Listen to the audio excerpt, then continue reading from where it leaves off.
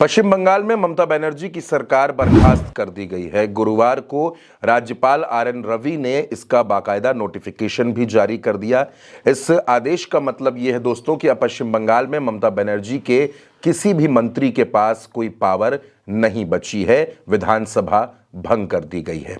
9 मई को नई सरकार का शपथ ग्रहण होना है और उससे पहले राज्यपाल ने यह सरकार बर्खास्त कर दी है। अपनी संवैधानिक शक्तियों का इस्तेमाल करते हुए राज्यपाल ने यह फैसला लिया। दोस्तों, आप जानते हैं कि 4 मई को पश्चिम बंगाल के नतीजे आए थे। नतीजों में ममता बनर्जी की पार्टी 80 सीटें जीत सकी, जबकि भारतीय जनता पार्टी 207 सीटें जीती। ये पहला मौका है जब भारतीय जनता पार्टी पश्चिम बंगाल में सरकार बनाने जा रही है। लेकिन नतीजों के बाद ममता बनर्जी ने बहुत से सवाल खड़े किए थे। ममता बनर्जी ने बहुत से आरोप भी लगाए थे। ममता बनर्जी का कहना है कि पश्चिम बंगाल में 100 सीटों की लूट हुई है और इसके साथ साथ उन्होंने ये भी कहा कि भवानीपुर के काउंटिंग सेंटर में उनके साथ बदसलूकी हुई, उनके पेट पर लात मारी गई, उनको धक्का दिया गया। ये ममता बनर्जी के आरोप हैं।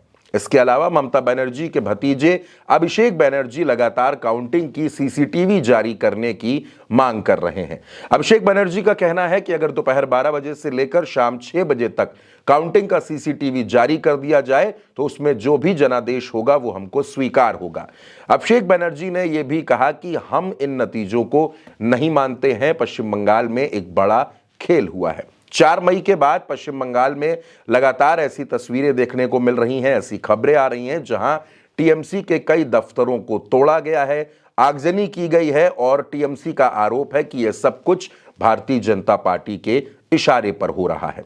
अभी पश्चिम बंगाल में भारतीय जनता पार्टी का मुख्यमंत्री नहीं बना है, लेकिन इस तरीके की घटनाएं हो रही हैं, यह भी आरोप टीएमसी का है। टीएमसी की सांसद सायोनी घोष ने भी यह आरोप लगाए, उधर महुआ मोइत्रा ने भी यही आरोप लगाए। ममता बनर्जी ने कहा कि वो इन नतीजों के खिलाफ, ये जो रिजल्ट आया है इसके खिलाफ वो कोर्ट का दरवाजा खटखटाएंगी। इसके साथ साथ 10 लोगों की एक फैक्ट फाइंडिंग कमेटी जिसमें 5 सांसद होंगे वो बनाने की भी बात ममता बनर्जी ने कही है। यहां तक कि ममता बनर्जी अब ये भी कह रही हैं कि अगर इन नतीजों के खिलाफ उनको इंटरनेशनल कोर्ट जाना पड़ेगा तो वो वहां भी जाएंगी।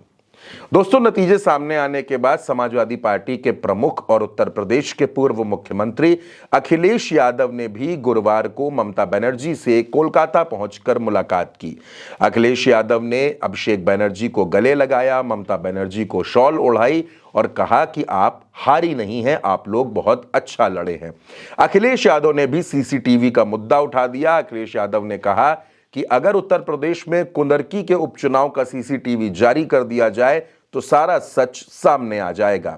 अखिलेश यादव ने कहा कि दरअसल ममता बनर्जी बीजेपी की आंखों में खटकती हैं क्योंकि वो लड़ती हैं और वो पश्चिम बंगाल के लोगों के लिए लगातार काम करती रही हैं। 15 साल में उन्होंने पश्चिम बंगाल को बहुत आगे ले जाने का काम किया है। इस लड़ाई को हम लोग मिलकर लड़ेंगे। जाहिर सी बात है कि इन नतीजों के बाद ममता बनर्जी ने भारतीय जनता पार्टी पर, चुनाव आयोग पर कई गंभीर आरोप लगाए हैं। भारतीय जनता पार्टी के साथ साथ ममता बनर्जी ने चुनाव आयोग को घेरा है। उनका यह कहना है कि यहां पर जो कुछ हुआ है वो साठगांठ का नतीजा है। लेकिन अब दोस्तों, तारीखें आगे बढ़ चुकी हैं, समय आगे बढ़ चुका है। नतीजों के बाद अब सरकार की बारी है। पश्चिम बंगाल में 9 मई को सुबह 10 बजे नई सरकार का शपथ ग्रहण होना है। भारतीय जनता पार्टी पहली बार पश्चिम बंगाल में अपनी सरकार बना रही है। मुख्यमंत्री कौन होगा, अभी इस नाम का खुलासा जब तक मैं आपके साथ इस वीडियो में बातचीत कर रहा हूं तब तक नहीं हुआ है। अब देखना होगा कि पश्चिम बंगाल में आगे क्या कुछ होता है, क्योंकि ममता बनर्जी की सरकार बर्खास्त हो चुकी है। ममता बनर्जी ने कहा था कि वो इस्तीफा नहीं देंगी, वो लोक भवन जाकर अपना इस्तीफा नहीं देंगी क्योंकि वो हारी नहीं है, उनको हरवाया गया है। बहुत कुछ पश्चिम बंगाल की राजनीति में हो रहा है दोस्तों। इस बीच महुआ मोइत्रा के साथ फ्लाइट में जो कुछ हुआ, उन्होंने ये आरोप लगाया है। वीडियो एक अपने एक्स अकाउंट पर डाला है जिसमें उनका कहना है कि 4 से 5 लोगों का ग्रुप फ्लाइट में जब वो दिल्ली जा रही थी तो उनको घूर रहा था, नारेबाजी की और इस तरीके से उनका उत्पीड़न किया गया। तो तमाम खबरें पश्चिम बंगाल से निकलकर सामने आ रही हैं, लेकिन अब हर किसी की नज़र नई सरकार के शपथ ग्रहण पर है। इस वीडियो में मेरे साथ दोस्तों इतना ही।